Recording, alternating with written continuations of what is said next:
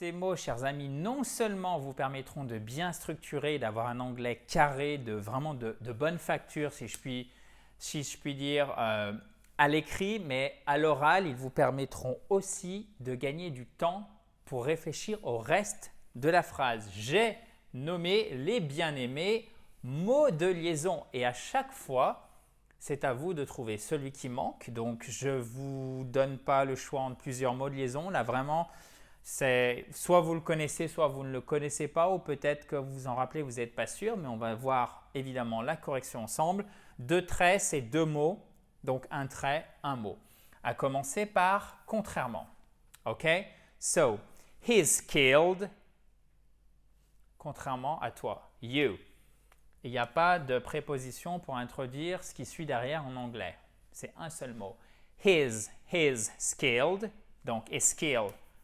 C'est une compétence. Donc ça, c'est vraiment un mot dont il faut vous souvenir, chers amis. He's skilled, unlike you. Exactly. He's skilled, unlike you. Ensuite, elle n'est pas heureuse, bien qu'elle soit riche. Il y a 2 façons de le dire, mais là, je veux qu'on voit ensemble l'expression qui signifie bien que avec 2 mots en anglais. So, she's not happy. She's not happy. Elle n'est pas heureuse, bien qu'elle soit riche. She's rich. Rich. On ose prononcer vraiment comme le font par exemple les Américains. Rich. Rich. OK? Rich. Rich. Si vous préférez en British English. Rich. OK? Rich. Rich. Rich. OK? She's not happy even though she's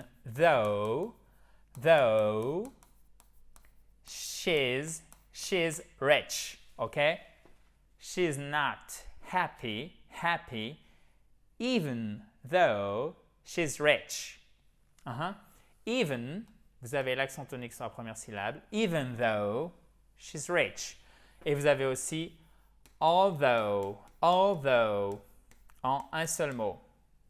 Bon, là, j'ai choisi de manière totalement arbitraire la forme en 2 mots. Ensuite, chers amis, de plus, en 2 mots. Il m'a menti sur le fait qu'il est capable de parler anglais. Pas terrible tout ça. Donc, pendant que vous me trouvez ce qui manque ici et ici, si vous ne l'avez pas fait, je vous invite, chers amis, à vous abonner à cette Fabulous YouTube channel. Il suffit de cliquer sur le red button, sur le bouton rouge qui est en bas à droite. Et si vous ne l'avez pas fait, je vous recommande chaleureusement de télécharger votre kit complet pour vous mettre ou pour vous remettre à l'anglais. Il suffit de cliquer sur le i en haut à droite ou sur le lien qui est sous la vidéo. Il arrive directement dans votre boîte email. Il est parfaitement gratuit. Profitez-en donc. Donc, de plus, in addition, c'est facile, ça ressemble au français, regardez. In addition, donc on met bien notre majuscule. In addition, he lied to me about being able to speak English. Oh my God. Bad boy or bad girl. In addition, okay, addition, in addition, he lied to me about being able to speak English, okay? De plus, in addition, ça doit devenir un automatisme, un réflexe, ok? Ensuite, de même, avec la même sagesse, je vous aide, avec la même sagesse, sage, c'est wise. Ça devrait vous aider. Un petit indice pour ceux qui l'ont on the tip of my tongue, sur le bout de ma langue. On the tip. Hop là, on enrichit votre vocabulaire avec des expressions idiomatiques, c'est-à-dire authentiques au passage. On the tip of, I've got it on the tip of my tongue, sur le bout de la langue. So, arrête de bouger. Merci. Il est capricieux. So, oui, je vous dis ça très sérieusement. Likewise, he gave me a lot of money. Likewise, non, pas à moi malheureusement. Mais he gave a lot of money to charities. Charities, okay? Likewise. Likewise. So, likewise, he gave a lot of money to charities. Alors, charities, c'est extrêmement courant et ça prend plus d'importance dans un monde anglo-saxon et en particulier dans la société américaine. De manière générale, la philanthropie, c'est-à-dire redonner à la société, à la communauté, c'est à la fois évidemment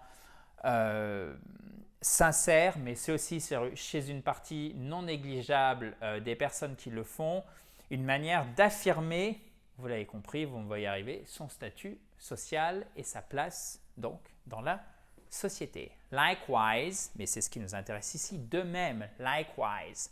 Likewise, he gave a lot of money to charities. Il a donné beaucoup d'argent. Charities. Charities. OK? Charities. Charities. Les œuvres caritatives. So, ensuite, on a deux possibilités. OK? Et ça va me permettre de rebondir sur une question que vous me posez aussi souvent. Donc, depuis, comme il a gagné la course, tout le monde veut l'interviewer. Donc, ce n'est pas like, c'est as. Parce que vous savez, pour traduire comme, généralement, c'est un peu le dilemme entre as et like. J'ai fait une série d'au moins 3 vidéos là-dessus. Je crois que c'était en 2019, donc vous pouvez le revoir. Vous avez aussi un article sur le site. Vous cliquez sur as, vous mettez dans Google as like, OK? Et vous arriverez directement dessus. As like, I speak, spoke, spoken. So, on peut dire as, comme, lorsque comme ici signifie plus que, c'est as. Et he won the race, everyone wants to interview him. Mais c'est aussi since. OK? Since, c'est à la fois depuis, lorsqu'on a une date, un événement précis juste derrière. Par exemple, depuis 1998, OK? Since 98, la France n'a pas gagné la Coupe du Monde. C'est une blague, bien évidemment, mauvaise, j'en conviens. Mais souvenez-vous donc de cet exemple. Depuis 1998, puisque pour ceux qui ne le savent pas, la France a gagné une deuxième fois la Coupe du Monde de foot après 1998. Vous vous en fichez peut-être, chers amis, mais le but du jeu ici, c'est que vous reteniez simplement since. Donc voilà, peut-être que c'est un moyen mnémotechnique efficace, vous me direz. Since 98, depuis 1998, ok? Mais since, c'est aussi puisque. Et oui, comme as. Comme, puisque, à cause de ça, littéralement. Since he won the race, c'est comme dans gave, ok? D'ailleurs, j'ai pas insisté dessus, désolé. Likewise, he gave a lot of money to charities. So, as is since he won the race, everyone wants to interview him. OK? Donc, une phrase en anglais, c'est pas qu'une notion qu'il faut maîtriser, vous l'avez compris, de manière le plus automatique possible, bien évidemment, que ça devienne un réflexe, mais c'est un ensemble de choses. Une prononciation d'un mot en particulier, donc la prononciation de chaque mot. Bien évidemment, la syntaxe, c'est-à-dire dans quel ordre on va mettre les mots. La grammaire qui vient avec, donc le choix du bon temps, mais aussi parfois comme ici, comme c'est everyone, tout le monde veut, même chose en français. Le S de la troisième personne du singulier. Pourquoi je dis même chose en français? Parce que c'est bien un singulier ici. Et là, vous n'oubliez pas le S. Since, as, what? Has he won the race?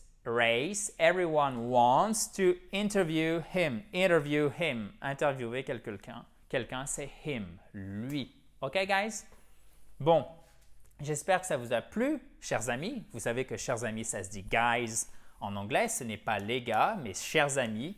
Et ce n'est pas forcément familier, c'est même dans le langage courant. Vous avez, même dans le monde professionnel, ça peut être tout à fait courant qu'une femme interpelle un autre groupe composé exclusivement de femmes en utilisant guys. Voilà, je referme cette parenthèse. J'espère que ça vous a plu. Si c'est le cas, n'hésitez pas à mettre un pouce bleu. Et bien évidemment, vous pouvez aussi vous abonner à cette Fabulous YouTube channel en cliquant sur le bouton rouge en bas à droite. et récupérer votre kit complet pour vous mettre ou pour vous remettre à l'onglet. Il suffit de cliquer sur le i en haut à droite ou sur le lien qui est juste en dessous. Il arrive directement dans votre boîte email. Have a nice day, guys. Bye bye.